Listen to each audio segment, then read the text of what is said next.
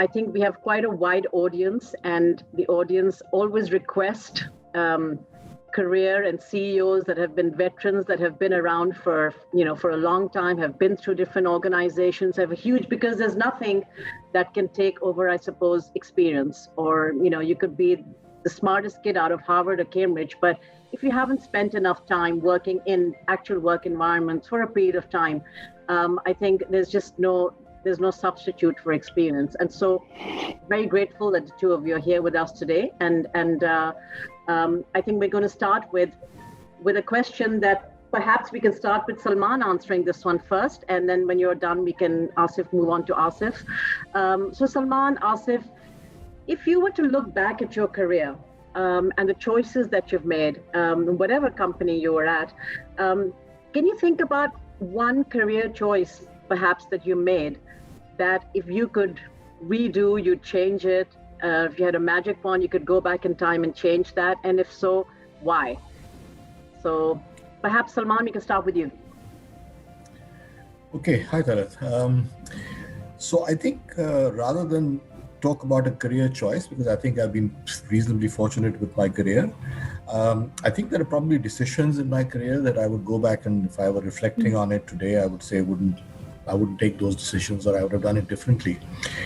And I think the overriding one, if I was to pick out a thread, is that quite often when you're in a career and you're in a career that's, going well and it's being driven and you're exciting and you're enjoying it, you quite often forget to, sort of make time for yourself and for your friends and family. So I think in terms of how I, distributed my time between my career and my personal priorities, I think there, I would say I would have probably done some things differently.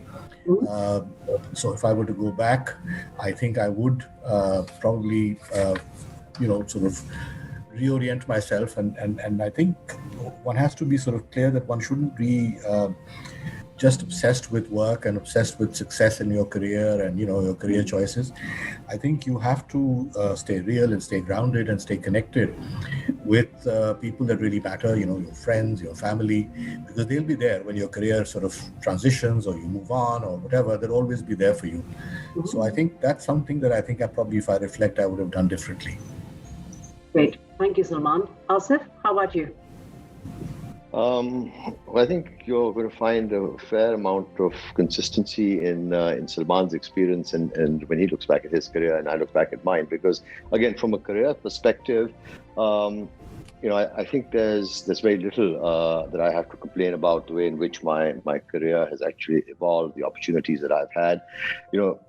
The reality is, whenever in any situation, whether it's in a life situation, a career situation, there are always periods where you do actually go through, short periods of angst. And am I doing the right thing? Am I headed in the right direction? But I think first and foremost, at the end of the day, if you're really passionate about what you're doing and you're enjoying what you're doing, I think you really have to stick with it, which is something that I actually did. And as a consequence, I think the opportunities that I got, the sort of diverse, very, very diverse experiences that I was able to get, it really did hold me in good stead. I think as far as, the one, unlike Salman, where, as Salman said, that you have to be conscious of the work-life balance, the priorities, is it just about work? I think there, again, I've been fairly fortunate that I was always able to strike that balance. Work was always an extremely important element as far as I was concerned. But at the same time, my other interests were also equally important, and I did actually make time for them. So there have always been occasions where something has had to give, whether it was the time that you gave your family or the time you gave your other interests. So that was an ongoing sort of battle, but managed to kind of ride through it. And looking back, the fact that I stayed with career choices that I made, the employers that I actually spent and I've had two employers my entire career, right? I started working at the age of 23, and it was a rude awakening, right? When you said veterans, I mean, oh God, okay, yes, I guess I am a veteran at the age of 60, right? Never thought of myself as, or think of myself as a veteran. But, sitting here at 60, having just had two employers, it's, it really has given me a sense of being, of achieving, and of actually being able to make an impact. Really interesting. And I think what I picked up also was a lot of young people watching this will be in shock when they see that you've only worked in two companies. When you look at CVs today and you look at young people today, they don't seem to have the patience really to stick it out in one place for very long, right? Right or wrong, maybe that's just the sign of the times, but that's a very rare thing to have somebody at your age having only worked at two companies. So thank you very much, Asif. Thank you, Salman. Fariha, over to you. Yes, so thank you, Talat. And follow-up question, I'll start from Asif. So what is one piece of career advice you would give to your younger self?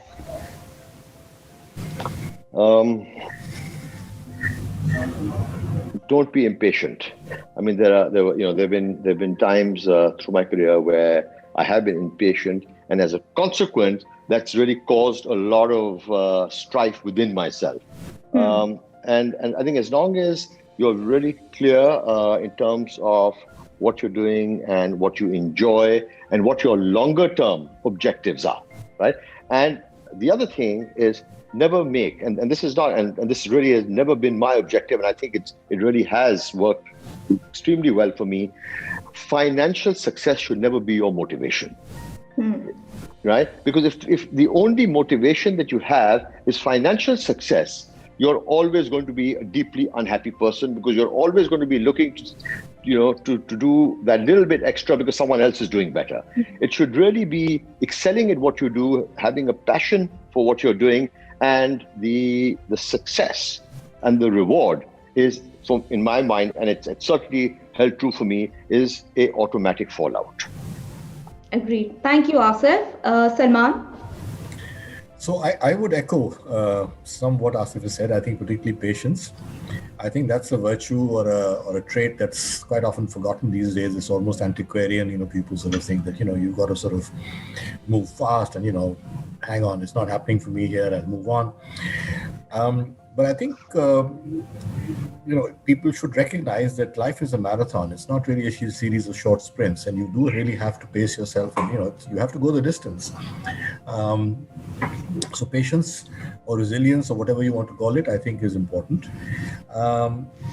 And again, second thought that I think I'd echo that from Asif, that I think money is usually quite a sort of an important factor in most people's career, and it is important. One can't denigrate it, but it's an outcome. It's a lag indicator. If you're enjoying what you're doing, you'll do well at what you're doing, and if you're doing well with what you're doing and you're enjoying it, chances are financial success will come your way. And even if it doesn't, you'll be much more happier, much more fulfilled. So those two things, I think.